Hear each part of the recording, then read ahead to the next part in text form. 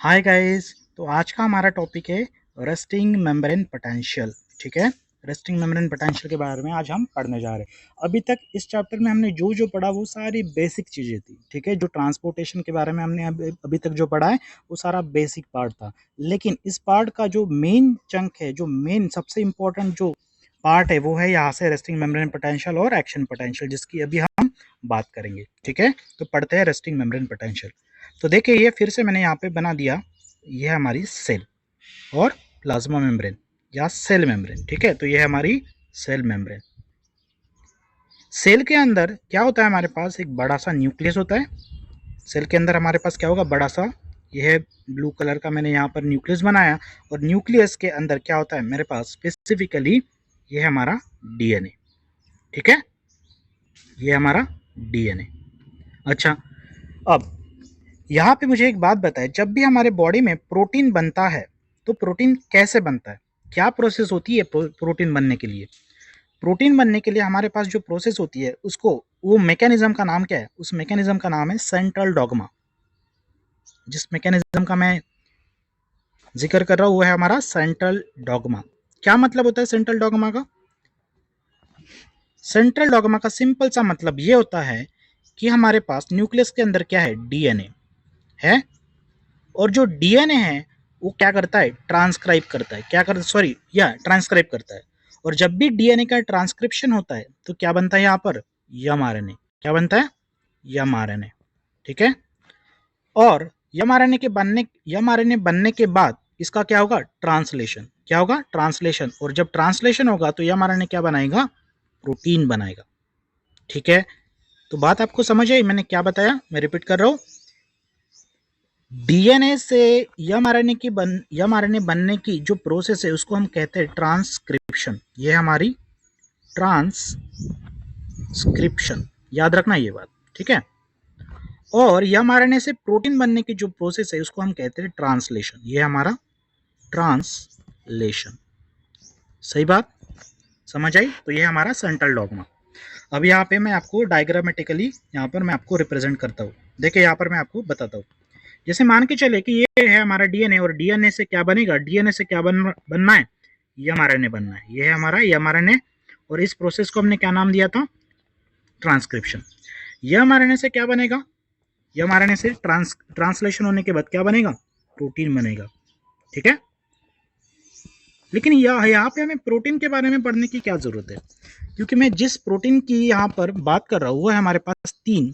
एक है मेरा सोडियम पोटेशियम एटीपेस, एक है हमारा सोडियम पोटेशियम एटीपेस, जो कि क्या है, एक प्राइमरी एक्टिव ट्रांसपोर्ट है, जिसको हम पहले सेशन से हम पढ़ते आ रहे हैं सोडियम पोटेशियम एटीपेस के बारे में। ठीक है, दूसरा है चैनल प्रोटीन, जिसका नाम है सोडियम चैनल्स, सोडियम चैनल्स।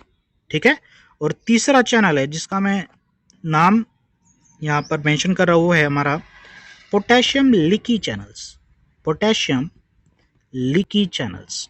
ठीक है, तो ये चैनल्स भी क्या है, ये प्रोटीन ही तो है।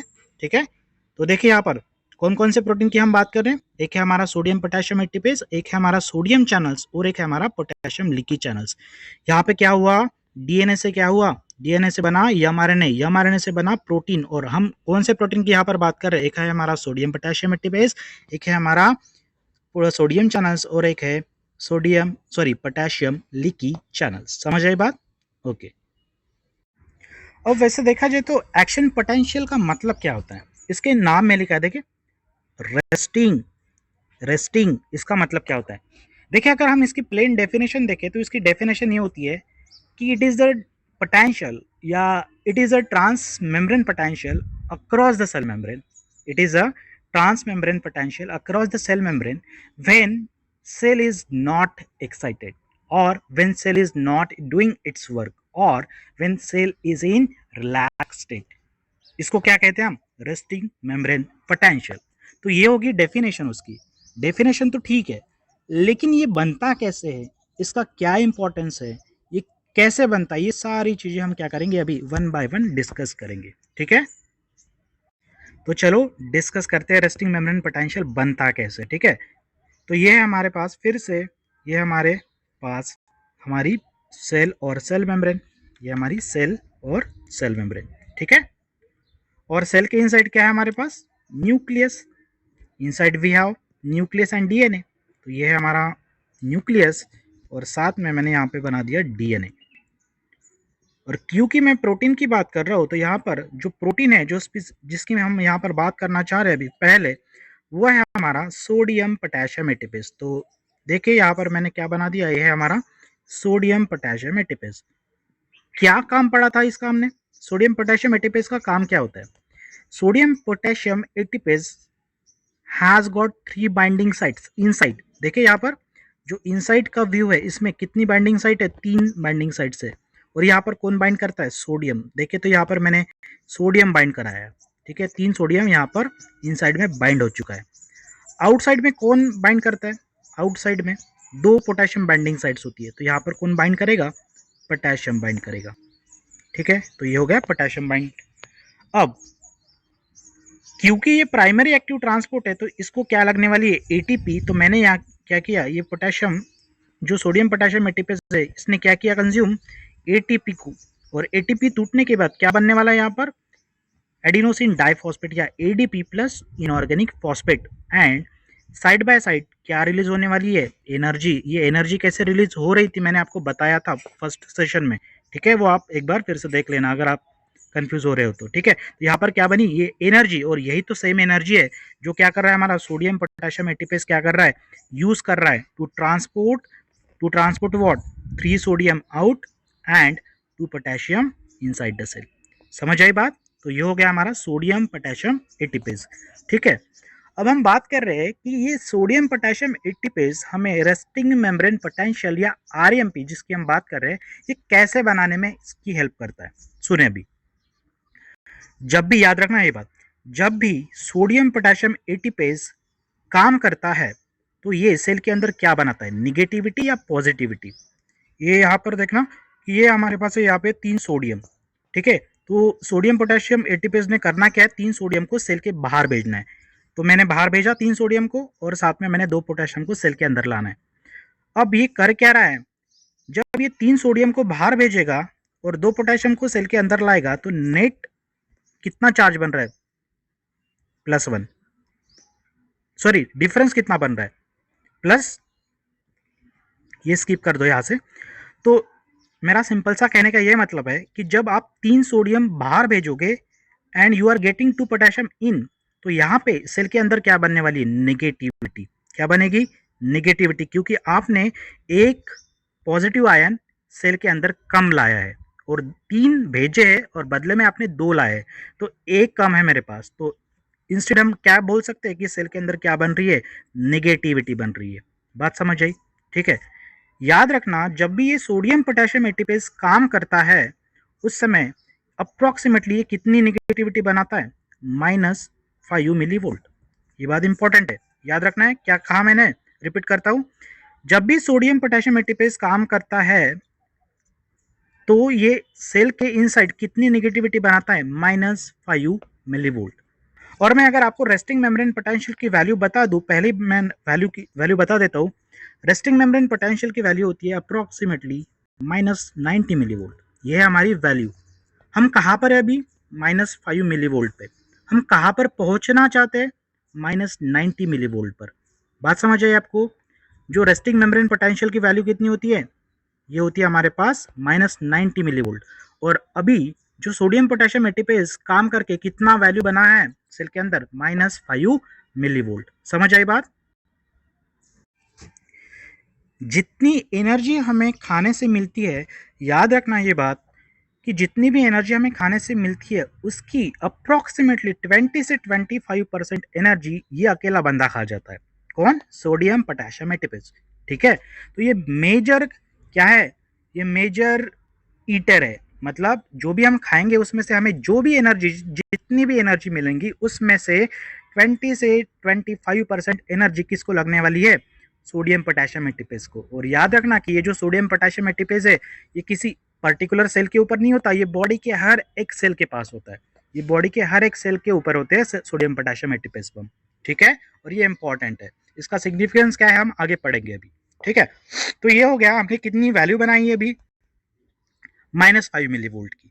अच्छा, अभी तक हमने ये भी तो पढ़ा है कि मैंने आपको बताया ना कि जो सोडियम होता है सेल के बाहर क्या होता है, ज़्यादा होता है, और सोडियम सेल के अंदर क्या होता है, कम होता है।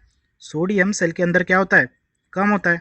जब पोटेशियम क्या पढ़ा था हमने, पोटेशियम सेल के अंदर क्या होता है, ज़्यादा होता है, और पोटेशियम सेल के बाहर क्या होता है, कम होता है। अब ये कम ज़्यादा कैसे हुआ, ये वही तो बंदा है जो सोडियम पोटेशियम जिसकी हम बात करें, सोडियम पोटेशियम एटीपेज। इसने क्या किया, 3 सोडियम को बाहर भेजा और इंस्टेड यहाँ पर इसने 2 पोटेशियम को अंदर लाया। तो ये कंटिन्यूसली जब ये काम करेगा तो ये क्या कर रहा है, सेल के अंदर पोटेशियम की वैल्यू को बढ़ा रहा है और कंटिन्यूसली सोडियम की वैल्यू को ये बाहर बढ़ा रहा है। इसलिए सोडियम का कंसंट्रेशन सेल के बाहर ज्यादा होता है और पोटेशियम का कंसंट्रेशन सेल के अंदर ज्यादा होता है। बात समझ आई आपको? ठीक है, तो यहाँ पे ये हमारा था सोडियम पोटेशियम एटीपेज, और इसने अभी तक सोडियम को बाहर भेजा था और साथ में 2 पोटेशियम को सेल के अंदर लाया था, जिसके चलते हमारे पास कितनी निगेटिविटी बन चुकी थी, इलेक्ट्रोनेगेटिविटी -5 मिली वोल्ट। ठीक है, यहाँ तक बात समझ आई। अब क्योंकि पोटेशियम क्या होता है, सेल के अंदर ज़्यादा होता है, देखो तो मैंने यहाँ पर एरो से कर दिया, potassium is more inside the cell. ठीक है, ऊपर से ये जो सोडियम पोटेशियम एटीपेज है ये कर क्या रहा है, सोडियम पोटेशियम एटीपेज कर क्या रहा है, सोडियम पोटेशियम एटीपेज पोटेशियम के लेवल को बार बार सेल के अंदर बढ़ा रहा है। सेल के अंदर क्या कर रहा है, पोटेशियम को बार बार सेल के अंदर क्या कर रहा है, बढ़ा रहा है। याद रखना ये बात, जो सोडियम पोटेशियम एटीपेज होता है जिसने पोटेशियम को बढ़ाया। अब यहाँ पे मैं जो दूसरा जो प्रोटीन है जिसका नाम मैं यहाँ पर लूंगा वो है हमारे पास पोटेशियम लीकी चैनल्स। देखिए, जब सेल रेस्टिंग स्टेट में होती है तब उसके पास कौन से चैनल्स ओपन होते हैं हमेशा, it is not only just about the resting membrane potential, but हमेशा सेल के पास जो चैनल्स होते हैं जो कि ओपन होते हैं, ओपन स्टेट में होते हैं, उसका नाम है potassium diffusion, potassium leaky channels. तो ये हमारे पास पोटेशियम लीकी चैनल्स। ठीक है, तो देखिए पोटेशियम क्या हो रहा है, धीरे धीरे सेल के अंदर क्या हो रहा है, बढ़ रहा है। पोटेशियम सेल के अंदर क्या हो रहा है, धीरे धीरे बढ़ रहा है। अब जब पोटेशियम धीरे धीरे सेल के अंदर बढ़ेगा तो यहाँ पर एक पोटेशियम के लिए एक कंसंट्रेशन ग्रेडियंट डेवलप हो चुका है। कौन सा कंसंट्रेशन ग्रेडियंट, पोटेशियम सेल के बाहर कम है, पोटेशियम सेल के अंदर ज़्यादा है। तो पोटेशियम कहाँ से कहाँ पर जाना शुरू करना चाहिए, क्योंकि पोटेशियम अंदर ज़्यादा है और पोटेशियम सेल के बाहर कम है, तो potassium would love to go outside the cell. कुछ इस डायरेक्शन में जाएगा ना पोटेशियम, हाँ जाएगा। अब पोटेशियम के ऊपर चार्ज क्या होता है, पॉजिटिव। पोटेशियम के ऊपर चार्ज है हमारे पास पॉजिटिव। ठीक है, अंदर निगेटिविटी कितनी बनी है, -5 मिली वोल्ट की। अब मैं आपको वैल्यू बता दूं, जो रेस्टिंग मेम्ब्रेन पोटेंशियल होता है जिसकी हम बात कर रहे हैं उसकी वैल्यू होती है approximately -90 millivolt, -90 millivolt. ये हमारी रेस्टिंग मेम्ब्रेन पोटेंशियल की वैल्यू, ये हमारी रेस्टिंग मेम्ब्रेन पोटेंशियल। अभी हम कहाँ पर है, -5 पे, पहुंचना हमें कहाँ पर है, -90 तक। तो यहाँ पर बात समझ आई आपको? तो मैं फिर से एक बार रिपीट कर रहा हूँ क्या क्या हमने पढ़ा। यहाँ पे ट्रांसक्रिप्शन हुआ, ट्रांसक्रिप्शन के बाद प्रोटीन्स बने, प्रोटीन्स में हमने मेंशन किया सोडियम पोटेशियम एटीपेज के बारे में। सोडियम पोटेशियम एटीपेज ने जब काम करना है, जब ये काम करेगा तो यहाँ पर कितनी निगेटिविटी सेल के अंदर बनाएगा, -5 मिली वोल्ट की। और जो रेस्टिंग मेम्ब्रेन पोटेंशियल है वो है -90 मिली वोल्ट। तो अभी हमें पहुंचना है रेस्टिंग मेम्ब्रेन पोटेंशियल तक। ठीक है, तो वो कैसे आती है हम अभी उसकी बात करते हैं। क्योंकि धीरे धीरे पोटेशियम का लेवल क्या हो रहा है, सेल के अंदर बढ़ रहा है, तो बढ़ने के बाद यहाँ पर जो पोटेशियम के लिए जो कंसंट्रेशन ग्रेडियंट है वो आउटवर्ड डायरेक्शन में। देखिए कंसंट्रेशन ग्रेडियंट पोटेशियम के लिए कौन से डायरेक्शन में है, सेल के बाहर। ठीक है, तो पोटेशियम कहाँ पर जाना चाहेगा, सेल के बाहर ही तो जाना चाहेगा, क्योंकि कंसंट्रेशन ग्रेडियंट तो पोटेशियम को बाहर जाने के लिए कह रहा है। ठीक है, लेकिन जब ये पोटेशियम बाहर जाना शुरू करेगा, क्योंकि सेल के अंदर निगेटिविटी है ना, निगेटिविटी की वैल्यू क्या है, ये निगेटिविटी की वैल्यू क्या है, फिलहाल क्या है, फिलहाल अभी मेरे पास है 5 मिली वोल्ट। ठीक है, पोटेशियम के ऊपर चार्ज क्या है, पॉजिटिव। सेल के अंदर क्या है, निगेटिविटी। मुझे एक बात बताना, क्या ये निगेटिविटी, क्या ये -5 मिलीवोल्ट जो पोटेंशियल है, जो ये इलेक्ट्रिक पोटेंशियल है -5 मिलीवोल्ट का, क्या ये पोटेशियम को फेवर करेगा जाने में या अपोज करेगा? डेफिनेटली अपोज करेगा। तो ये मैंने यहाँ पर आरो के साथ यहाँ पर देखे, ये हल्का सा निगेटिव पोटेंशियल -5 मिलीवोल्ट का पोटेंशियल जो पोटेशियम को बाहर जाने में क्या कर रहा है, रिटार्ड कर रहा है, जाने से मना कर रहे हैं। जबकि कंसंट्रेशन ग्रेडियंट, ये जो रेड एरो है, ये किसको रिप्रेजेंट कर रहा है, ये कंसंट्रेशन ग्रेडियंट है। ये कंसंट्रेशन ग्रेडियंट वाला फोर्स है जो कि पोटेशियम को सेल के बाहर जाने के लिए फेवर कर रहा है। जबकि अगर मैं निगेटिव की बात करूं, -5 मिलीवोल्ट की बात करूं, तो ये पोटेशियम को सेल के अंदर खींचना शुरू कर रहा है। ठीक है, तो बात समझ आई। तो हमारा फोर्स कुछ ऐसा लग रहा है, देखें ये क्या है हमारा, ये है हमारा concentration gradient, concentration gradient for potassium. Potassium के ऊपर कंसंट्रेशन ग्रेडियंट है जो कि बड़ा है फोर्स है, और ये नेगेटिव डायरेक्शन वाला जो फोर्स है, निगेटिव वाला जो फोर्स है वो छोटा है, ये निगेटिव फोर्स है, और ये है कंसंट्रेशन ग्रेडियंट वाला। बात समझ आई? ठीक है, अब होगा क्या यहाँ पे, सुने। हाँ, तो जो पोटेशियम है, पोटेशियम के ऊपर इस समय मेरे पास दो फोर्सेस आ रहे हैं। एक है कॉन्सेंट्रेशन ग्रेडियंट वाला फोर्स, और एक है इलेक्ट्रोनेगेटिविटी वाला फोर्स, जो किसने बनाया था, ये जो -5 मिलीवोल्ट ये जो फोर्स है, ये किसने बनाया था, सोडियम पोटेशियम एटीपेज ने बनाया था। ठीक है, तो ये जो नेगेटिविटी है, ये पोटेशियम को सेल के बाहर जाने से मना कर रही है, जबकि कॉन्सेंट्रेशन ग्रेडियंट सेल को बाहर जाने के लिए फेवर कर रहा है। और ये concentration gradient is nothing but what, क्योंकि पोटेशियम का कंसंट्रेशन सेल के बाहर क्या है, कम है। पोटेशियम का कंसंट्रेशन सेल के अंदर क्या है, ज़्यादा है। और जब भी कोई आयंस का कंसंट्रेशन सेल के अंदर ज़्यादा होता है तो वो कहाँ से कहाँ पर जाना शुरू करता है, from inside the cell to outside the cell. तो ठीक इसी तरीके से पोटेशियम भी कहाँ पर जा रहा है अभी फिलहाल, सेल के बाहर। और क्यों, क्योंकि concentration gradient is more than negative force. जो -5 मिलीवोल्ट का जो फोर्स है अभी, देखिए मैं कंसंट्रेशन ग्रेडियंट के लिए लिखता हूँ CD। ठीक है, CD concentration gradient is more than -5 millivolt, और जब ये फोर्स ज्यादा है इसीलिए पोटेशियम अभी कहाँ जा रहा है फिलहाल, सेल के बाहर। अब मुझे एक बात बताना, पोटेशियम के ऊपर क्या चार्ज है? पोटेशियम के ऊपर तो पॉजिटिव चार्ज है। देखिए पोटेशियम के ऊपर क्या चार्ज है, पोटेशियम के ऊपर तो पॉजिटिव चार्ज है। और जब ये पोटेशियम सेल के बाहर जाएगा, जब ये पोटेशियम सेल के बाहर जाएगा, जब ये पोटेशियम सेल के बाहर जाएगा तो सेल के अंदर क्या बनेगी, निगेटिविटी या पॉजिटिविटी? क्योंकि देखे ना, जब भी सेल के बाहर पॉजिटिव चार्ज आ रहा है तो सेल के अंदर क्या बनेगी, निगेटिविटी ही तो बनेगी। तो यहाँ पर मैं दूसरा पोटेशियम बनाता हूँ। ठीक है, देखे क्या हुआ, जैसे जैसे हमारे पोटेशियम ने सेल के बाहर जाना शुरू किया तो धीरे धीरे क्या हो रहा है, निगेटिविटी सेल के अंदर क्या हो रही है, बढ़ रही है। तो मैं लिखता हूँ यहाँ पर -5 मिलीवोल्ट, -50 मिलीवोल्ट।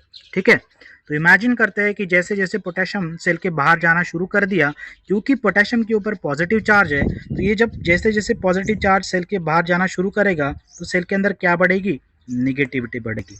ठीक है, अब देखिए पहले जो फोर्स का मैग्नीट्यूड था वो कम था, -5 मिलीवोल्ट का था, लेकिन अभी जो मैग्नीट्यूड बन रहा है वो ज़्यादा है, -50 मिलीवोल्ट का है।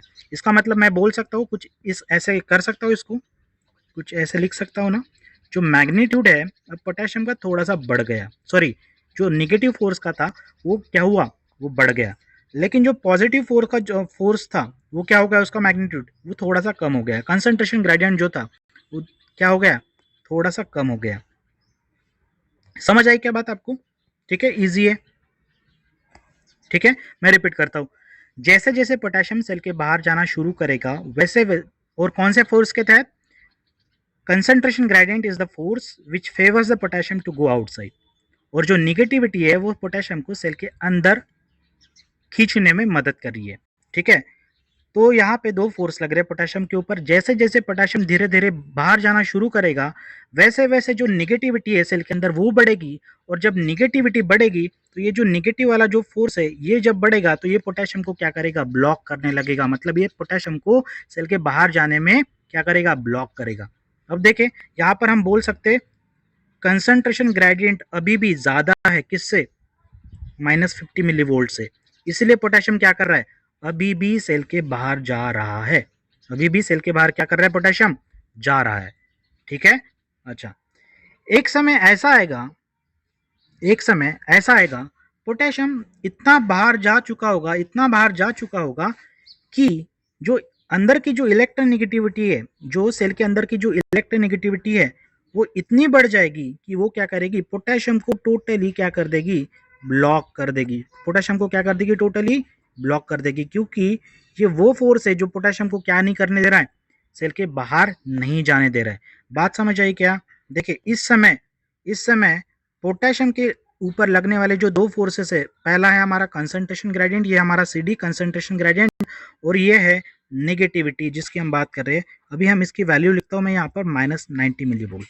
हुआ क्या, रिपीट, देखे सबसे पहले सोडियम पोटेशियम एटीपेज ने काम किया, निगेटिविटी कितनी बनी, -5 मिली वोल्ट की। अब जब निगेटिविटी बनी, क्योंकि पोटेशियम के ऊपर पोटेशियम के लिए कंसंट्रेशन ग्रेडियंट कहाँ पर है, सेल के बाहर, तो पोटेशियम सेल के बाहर जाना शुरू करेगा। क्योंकि पोटेशियम के ऊपर चार्ज है पॉजिटिव, तो जब पोटेशियम सेल के बाहर जाएगा तो सेल के अंदर क्या बढ़ेगी, धीरे धीरे निगेटिविटी बढ़ेगी। और एक समय ऐसा आएगा कि ये निगेटिविटी इतनी बढ़ जाएगी, इतनी बन जाएगी कि ये जो कंसंट्रेशन ग्रेडियंट वाला फोर्स है, कंसंट्रेशन ग्रेडियंट वाला फोर्स है, वो बन जाएगा कितना, माइनस और इक्वल्स टू -90 मिली वोल्ट। और ये -90 मिली वोल्ट, ये वही फोर्स है, या वो ये वही पोटेंशियल है जिसकी हम बात कर रहे थे, वो है हमारा रेस्टिंग मेम्ब्रेन पोटेंशियल। ये वो फोर्स है, ये जो निगेटिव फोर्स है, ये वो फोर्स है जो पोटेशियम को क्या नहीं करने दे रहा है, सेल के बाहर डिफ्यूजन होने से प्रिवेंट कर रहा है। देखे यहाँ पर जो, देखिए पहले इनिशियली -5 मिली वोल्ट निगेटिविटी थी, बाद में निगेटिविटी बनी -50 मिली वोल्ट, और लास्ट में निगेटिविटी कितनी बन चुकी है अभी, -90 मिली वोल्ट। -90 मिली वोल्ट ये इतनी बन चुकी है कि ये जो कॉन्सेंट्रेशन ग्रेडियंट है, और जो -90 मिली वोल्ट ये वैल्यू है, ये एट द एंड क्या हो जाएगी, इक्वल हो जाएगी, जिसके चलते पोटेशियम नाउ कंफ्यूज्ड। अब इसके ऊपर दोनों जो फोर्स लग रहे हैं वो इक्वल लग रहे हैं। जो पोटेशियम को जो बाहर भेज रहा है, that becomes equals to potassium को जो अंदर खींच रहा है वो इक्वल हो जाएगा, जिसके चलते अभी पोटेशियम सेल के बाहर जाना बंद हो जाएगा। और इसीलिए तो हम इसको क्या कह रहे हैं, रेस्टिंग मेम्ब्रेन पोटेंशियल। अभी तक पोटेशियम सेल के बाहर जा रहा था, लेकिन क्योंकि नेगेटिविटी इतनी बन चुकी है, जो कॉन्सेंट्रेशन ग्रेडियंट को अपोज करते हुए इसने क्या किया, इक्वल टू की नेगेटिविटी बना दी, जिसके चलते पोटेशियम के ऊपर लगने वाले जो दो नेट फोर्स थे वो इक्वल टू 0 हो गए, जिसके चलते पोटेशियम का नेट मोमेंट सेल के बाहर कितना बन गया, 0। और ये वो फोर्स है जिसको हमने क्या कहा, रेस्टिंग मेम्ब्रेन पोटेंशियल। तो हम कह सकते हैं कि resting membrane potential is the potential at which the net moment of potassium inside to outside the cell becomes equals to 0। बात समझ आई? तो ये था हमारा रेस्टिंग मेम्ब्रेन पोटेंशियल। जब ये रेस्टिंग मेम्ब्रेन पोटेंशियल बन रहा था, तो रेस्टिंग मेम्ब्रेन पोटेंशियल की वैल्यू तो -90 मिली वोल्ट है, वो तो फाइनल वैल्यू होगी। लेकिन जैसे जैसे पोटेशियम धीरे धीरे, जब जैसे जैसे पोटेशियम सेल के बाहर लीक कर रहा था, तो वैसे वैसे पोटेशियम की के बाहर जाने से के वजह से जो अंदर सेल के अंदर जो निगेटिविटी बन रही थी, देखिए पहले की क्या थी, -5 मिली वोल्ट, फिर क्या बनी, -50 मिली वोल्ट, और फिर क्या बनी, -70 मिली वोल्ट, फिर लास्ट में फाइनल कितनी बनी, -90 मिली वोल्ट। और इसी को हमने क्या कहा था, रेस्टिंग मेम्ब्रेन पोटेंशियल, जिस पोटेंशियल पर पोटेशियम का नेट मोमेंट 0 हो गया था। ठीक है, लेकिन ये जो -5 से लेकर -80 तक की ये जो वैल्यू है, ये किसके वजह से बनी थी, ये किसके वजह से बनी थी, ये पोटेशियम के डिफ्यूजन होने से बनी थी, ये पोटेशियम के डिफ्यूजन होने से बनी थी। और इसीलिए इस पोटेंशियल, ये जो पोटेंशियल बन रहा है कहाँ से, -5 से लेकर -80, या हम बोल सकते हैं -89, ये जो वैल्यू है, यहाँ तक जो वैल्यू बन रही है, ये किसके वजह से बन रही है, because of efflux of potassium. जो पोटेशियम सेल के बाहर जा रहा है, इसके वजह से ये वैल्यू बनते आ रही है। और इसीलिए इस पोटेंशियल को क्या बोलते हैं, इस पोटेंशियल को क्या बोलते हैं, potassium diffusion potential, potassium diffusion potential. ठीक है, स्पेलिंग मिस्टेक को थोड़ा इग्नोर कर देना। ठीक है, तो ये इस वैल्यू को हमने क्या कहा, पोटेंशियल पोटेशियम डिफ्यूजन पोटेंशियल। मैंने -90 की हम -90 की बात नहीं कर रहे, मैं बात कर रहा हूँ -5 से लेकर -89 तक। ये जो वैल्यू है ये किसके वजह से बन रही है? Because of efflux of potassium, जिसके चलते हमने इस जो ये वैल्यू चेंज हो रही है, जो ये पोटेंशियल चेंज हो रहा है -5 से लेकर -89 तक, ये पोटेशियम के बाहर जाने से हो रहा है, और इसीलिए इस पोटेंशियल का हमने नाम रख दिया पोटेशियम डिफ्यूजन पोटेंशियल। और -90 -89 के बाद आएगी फिर जो वैल्यू, वो रहेगी हमारी -90 मिली वोल्ट, जिसको हमने कहा रेस्टिंग मेम्ब्रेन पोटेंशियल। ठीक है।